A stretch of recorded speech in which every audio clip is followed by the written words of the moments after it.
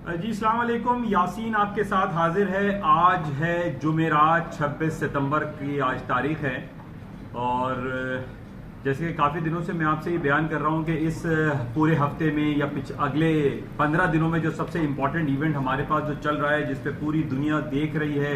उसको एनालाइज कर रही है, उसको बहुत क्लोजली वॉच किया जा रहा है, दैट इज यूनाइटेड नेशन की जनरल असेंबली का इजलास। कल भी हम देख रहे थे कि बहुत सारे जो सरबराहान मुमलिकत हैं, जो कि जैसे मैंने आपसे कहा था कि तकरीबन 190 ममालिक पूरी दुनिया के सरबराहान मुमलिकत इस वक्त न्यूयॉर्क में यूनाइटेड नेशन की जनरल असेंबली के मीटिंग्स में शिरकत कर रहे हैं और उसकी साइड लाइन में बहुत सारी मुलाकातें हो रही हैं। बहुत सारे सरबराहान मुमलिकत अपने मुल्क के हवाले से बहुत ज़्यादा पेशरफ्त कर रहे हैं। जो भी प्रॉब्लम उनको पेश आ रही हैं, जो दुनिया का इस वक्त सबसे बड़ा प्लेटफॉर्म गिरदाना जाता है, दैट इज यूनाइटेड नेशन का जो प्लेटफॉर्म है, उस पर लोग जाते हैं, अपने बयानात देते हैं, अपने मुल्क के और इंटरनेशनल लेवल पे जो भी मसाइल हैं उनको शो किया जाता है, दिखाया जाता है, बताया जाता है, लोगों को आगाही फराहम की जाती है। इसी तरीके से पाकिस्तान में इस वक्त सबसे ज्यादा जो प्रॉब्लम दिखाई दे रही है वो कश्मीर इशू है और हम ये देख रहे हैं कि आज 51-52 डेज हो गए हैं और जम्मू और जो मकबूजा कश्मीर है उसमें कर्फ्यू का समय है और इंडिया की जाबराना तरीके से वहां पर लोगों को उन्होंने बंद किया हुआ है और ये कहा जा रहा है कि इस वक्त दुनिया की सबसे बड़ी जेल जो है वो मकबूजा कश्मीर है, जिसमें कम व बेश 80 लाख से 1 करोड़ लोग घरों में बंद हैं। नए school, college, universities, hospital, clinic सब बंद पड़े हैं। तो इंसान की जिंदगी वहां पर एक तंग की हुई है इंडियन हुकूमत ने। तो बहरहाल इस हवाले से इमरान खान साहब बहुत ज्यादा कोशिशें कर रहे हैं और ये कहा जा रहा है कि इस वक्त दुनिया के वो वाहिद लीडर हैं जो कि पूरी दुनिया में जो है बहुत ज्यादा उनको पजीराई भी हासिल है और उनकी बातों को भी सुना जा रहा है और खास तौर पे जो कश्मीर इशू है उसको उन्होंने बहुत ज्यादा प्रमोट किया है, लोगों को बताया है, समझाया है। वहां पर जो टेररिज्म चल रही, जो स्टेट टेररिज्म है इंडिया की, उस हवाले से उन्होंने बहुत ज्यादा लोगों को आगाही फराहम की है और इंटरनेशनल प्लेटफॉर्म पर इसको ये बताया जा रहा है, समझाया जा रहा है कि इसको जल्द अज जल्द हल किया जाए। जैसे कि इमरान खान साहब ये कहते हैं कि पाकिस्तान और इंडिया 2 न्यूक्लियर पावर्स हैं और 2 न्यूक्लियर पावर के दरमियान बहुत ज्यादा लंबे अरसे तक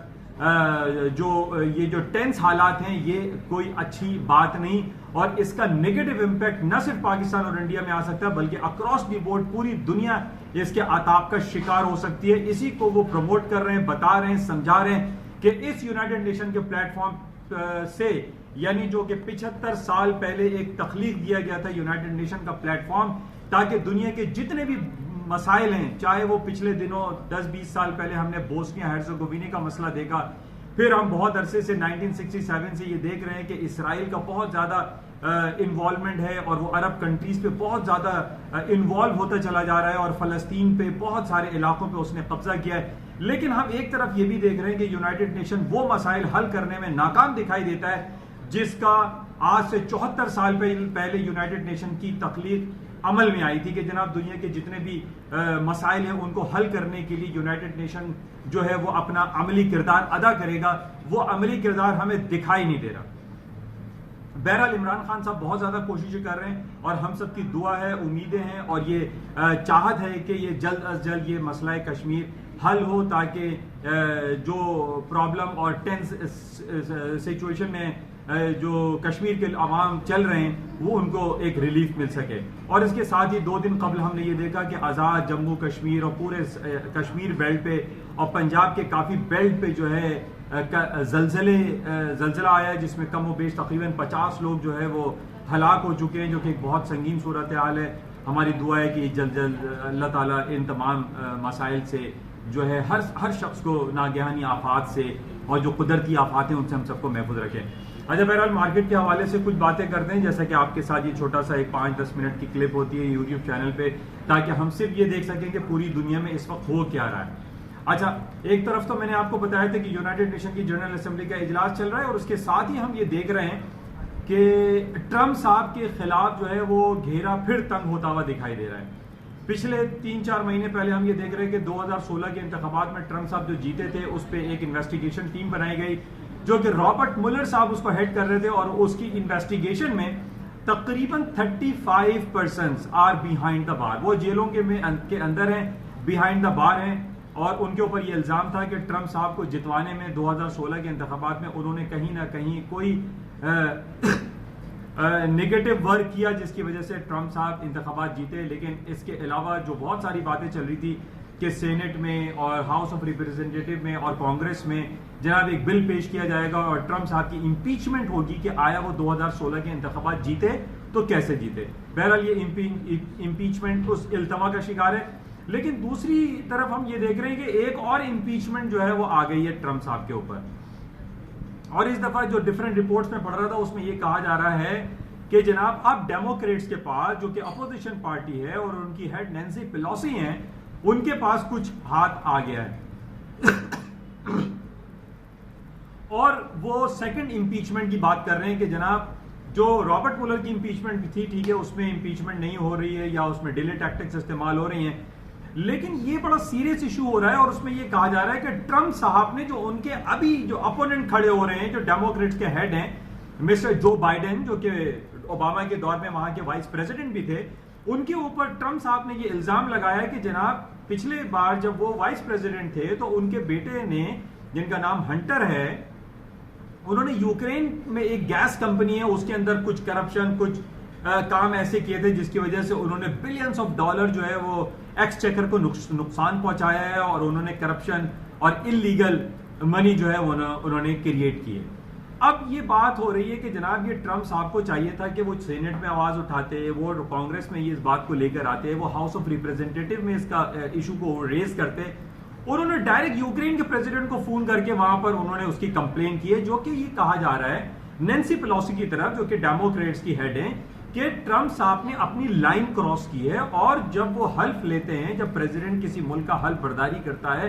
और वो हल्फ उठाता है, तो उसमें वो ये कहता है कि जनाब वो अपनी इंटरनल पॉलिटिक्स को एक्सटर्नल लोगों से शेयर नहीं करेगा। तो अब ये कहा जा रहा है कि जनाब उनकी इंपीचमेंट कॉल हो सकती है। अब इसमें इंपीचमेंट के लिए जरूरी है कि house of representative, senate and Congress से एक बिल पास हो। लेकिन यहां पर हमें इस बात का भी पता है कि सेनेट में रिपब्लिकन पार्टी की अक्सरियत है, ठीक है, सेनेट में रिपब्लिकन पार्टी की अक्सरियत है, हाउस ऑफ रिप्रेजेंटेटिव और कांग्रेस में डेमोक्रेट्स गालिब हैं।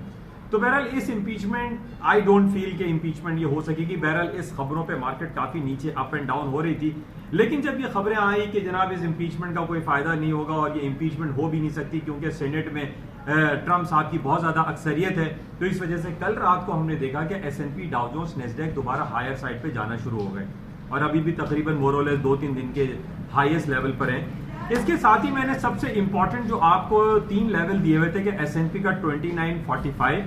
नेस्डैक का 78 फिगर और डाउ जोन्स का 26,400। आप ये देखिए कि ये तीनों लेवल टूटते हैं for the time period. Nasdaq ने तोड़ा था और मार्केट दोबारा उस लेवल से ऊपर की तरफ आ गई है। तो आई डोंट फील, जैसे मैं बहुत अरसे से आपसे ये बयान कर रहा हूं कि अमेरिका के जो इकोनॉमिक इंडिकेटर्स हैं, जो बेसिक जो वाइटल साइंस हैं, वो नेगेटिव नहीं है। मार्केट में बहुत पोटेंशियल दिखाई देता है कि मार्केटें हायर साइड पे दोबारा चली जाएंगी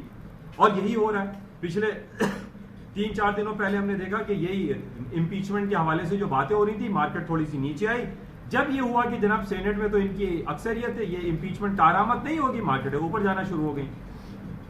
हालांकि परसों हमारे पास ये रिपोर्ट आई थी कि जो कंज्यूमर कॉन्फिडेंस है वो बहुत खराब आया और उस कंज्यूमर कॉन्फिडेंस के खराब होने पे मार्केट नीचे गिरी और फिर उसके बाद हायर साइड पे जाना शुरू हो गई। और ये कहा जा रहा था कि जनाब कंज्यूमर कॉन्फिडेंस खराब आने की वजह से अमेरिका की जीडीपी रेशियो, उनका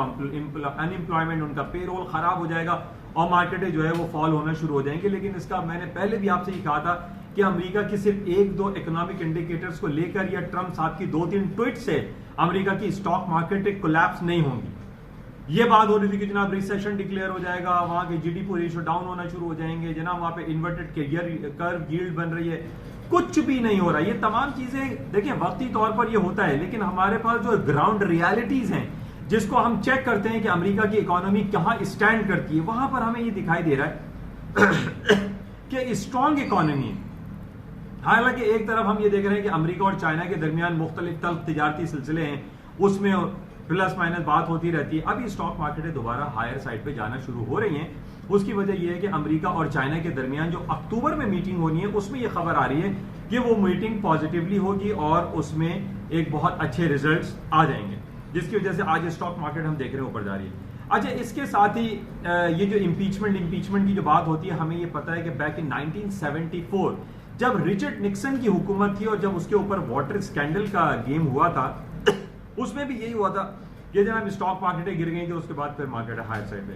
तो ये सारी चीजें हमें तारीख से पता चलती हैं कि इम्पीचमेंट के वर्ड जब इस्तेमाल होते हैं तो for the certain period of time मार्केटें नीचे आती हैं, लेकिन उसके बाद मार्केटें हायर साइड पे जाती हैं और अभी कुछ ऐसी ही सूरत हाल हो रही है और अमेरिका की स्टॉक मार्केटें ऊपर जा रही हैं। अच्छा, इसके साथ ही हम गोल्ड की बात करते हैं। गोल्ड की मार्केटें कल डाउन हो गई थी, उसकी वजह ये थी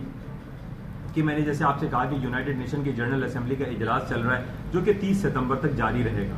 उसमें प्लस माइनस अच्छी बुरी बातें हो रही हैं। कल अच्छी बात ये होगी कि जनाब ईरान के ऊपर सैंक्शंस कम लगाए जाएंगे, कुछ हालात बेहतर हो जाएंगे, हसन रूहानी और ट्रम्प साहब की मीटिंग हो जाएगी, जिस तरीके से पाकिस्तान के प्राइम मिनिस्टर इमरान खान साहब सऊदी अरब और ईरान के दरमियान मीडिएटर का काम कर रहे हैं, सालिसी का किरदार अदा कर रहे हैं, जो कि बहुत खुश आइन बात है। इन वजूहात पे गोल्ड की कीमतों में जो है कल खातिर खा कमी हो गई। अच्छा, लेकिन मैंने जो टेक्निकल ग्राउंड पे आपको गोल्ड का लेवल दिया था 1490 का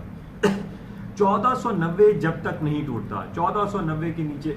मार्केट क्लोजिंग नहीं देती, उस वक्त तक आई विल नॉट से कि गोल्ड की मार्केटें बहुत ज्यादा नीचे आ जाएंगी, क्रैश कर जाएंगी। सॉरी। बहरहाल ये कुछ खबरें चल रही हैं और आज भी यूनाइटेड नेशन की असेंबली का इजलास है। अच्छा, इसके साथ ही जो ब्रेग्जिट के हवाले से सिलसिला चल रहा है, अच्छा इसके साथ ही जैसे ब्रेग्जिट के हवाले से बहुत सारी बातें चल रही हैं कि जनाब बरतानिया जो है यूरोपियन यूनियन से अलहदा होगा या नहीं होगा। 2 दिन पहले यूके की जो सुप्रीम कोर्ट है उसने 11-0 यानी 11 जजेस के फुल बेंच ने बोरिस जॉनसन के खिलाफ फैसला दिया और उन्होंने ये कहा कि जनाब इन्होंने जो यूके पार्लियामेंट को सस्पेंड किया था वो गैर कानूनी था, अनलॉफुली था और नाजायज़ था, और उन्होंने क्वीन एलिजाबेथ को मलका बरतानिया को मिसगाइड करने की कोशिश की है, जो कि उनके खिलाफ ये फैसला भी जा रहा है। अब कल से दोबारा से यूके पार्लियामेंट बहाल हो गई और कल वहां इजलास भी हुआ और ये कहा जा रहा है कि जनाब यूके पार्लियामेंट अपनी अहमियत खो चुकी है, उसका जो पार्लियामेंट है वो इट्स टोटली डेड। यानी यूके पार्लियामेंट को में जो एक रेजोल्यूशन पास होनी चाहिए उस पर काम होना चाहिए, इस तरीके से कोई एक आदमी सिंगल ऑर्डर से जनाब यूके पार्लियामेंट जो कि एक लेजिस्लेटिव इदारा है उसको आप सस्पेंड कर देते, दैट इज वेरी रॉन्ग। तो बहरहाल इस हवाले से बातें चल रही हैं, उसकी वजह से हम देख रहे हैं कि स्टर्लिंग की मार्केट कल दोबारा डाउनफॉल हो गई और इस वक्त भी स्टर्लिंग की मार्केट अपने रिसेंट हाई से तकरीबन 250-300 पॉइंट मार्केटें गिर चुकी हैं और इसमें मजीद डाउनफॉल दिखाई दे रहा है, क्योंकि जिस तरीके से एक केओस क्रिएट हुआ है बरतानिया में और अक्रॉस द बोर्ड पूरे यूरोप में एक बहुत टेंस हालात हैं और उसमें यह दिखाई नहीं दे रहा कि जनाब स्टर्लिंग की मार्केट या बरतानिया के हालात जल्द अज जल्द बेहतर हो सकेंगे या नहीं, क्योंकि टाइम इज टिकिंग डाउन। अब तकरीबन 1 महीना रह गया। 31 अक्टूबर को बरतानिया यूरोपियन यूनियन से अलहदा होगा या नहीं होगा, ये अभी तक बहुत बड़ा क्वेश्चन मार्क है। क्या वहां पर कोई नए इंतखाबात होंगे या एक नया रेफरेंडम करवाया जाएगा? तो बहरहाल इसमें बहुत सारे एक पेचीदगियां नजर आ रही हैं, बहुत बड़े सवाल दिखाई दे रहे हैं कि क्या ये 45-46 साल रिश्ता यूरोपियन यूनियन का और बरतानिया के साथ जो है ये बरकरार रहेगा या ये खत्म हो जाएगा। तो बहरहाल अगर खत्म होता है, जिसमें यह अंदेशा जाहिर किया जा रहा है कि अगर ये बरतानिया से ये रिश्ता खत्म हो जाता है तो पूरे यूरोप में एक बहुत ज्यादा energy and tense situation create हो सकती है, क्योंकि ये 28 ममालिक का जो एक यूनियन है उसमें बहुत सारे ममालिक पहले ही ऐलान कर रहे हैं कि जनाब हम भी यूरोपियन यूनियन से अलहदगी के ख्वाहां हैं। इसका मतलब यह है कि ये पहला मुल्क होगा बरतानिया जो यूरोपियन यूनियन से अलहदा अगर हो जाता है तो यूरोपियन यूनियन जो कि 28 ममालिक का एक यूनियन है, इसका शीराजा बिखर जाएगा। शीराजा बिखरने का मतलब है कि आपकी यूरो करेंसी कोलैप्स कर सकती है, आपका स्टर्लिंग भी कोलैप्स हो सकता है, यानी अक्रॉस द बोर्ड पूरे यूरोप में बहुत ज्यादा टेंस हालात हो सकते हैं, क्योंकि 28 ममालिक का एक unity we stand, united we stand, divided we fall वाली कहानी है कि जनाब अगर ये डिवाइड हो गए तो पूरा यूरोपियन यूनियन तबाही के दाहिने पर आ सकता है। तो बहरहाल ये कुछ सूरत हाल रही, इंशाल्लाह आपसे रब्ता रहेगा और आज शाम में देखेंगे कि क्या रिपोर्ट्स होती हैं। और सबसे इंपॉर्टेंट हमारे पास यही है कि यूनाइटेड नेशन में जो जनरल असेंबली का इजलास चल रहा है उसमें मुख्तलिफ कमेंट्स आने पे मार्केट अप्स एंड डाउन हो रही है, लेकिन जो इंपॉर्टेंट लेवल्स हैं आप गोल्ड का याद रखें, 1490 का लेवल है, S&P के जो 3 लेवल मैंने आपसे बयान किया उसको आप जहन नशीन कर लीजिए। इंशाल्लाह राब्ते में रहेंगे और जाते हुए मैं आपसे जरूर कहूंगा इस YouTube चैनल को आप सब्सक्राइब जरूर करें, शेयर करें, लाइक करें, क्योंकि ये उर्दू ज़बान सहल अंदाज में है, ताकि क्रॉस दी बोर्ड पूरी दुनिया में एक थोड़ी सी आगाही लोगों को हो सके कि जनाब दुनिया में क्या हो रहा है। Thank you.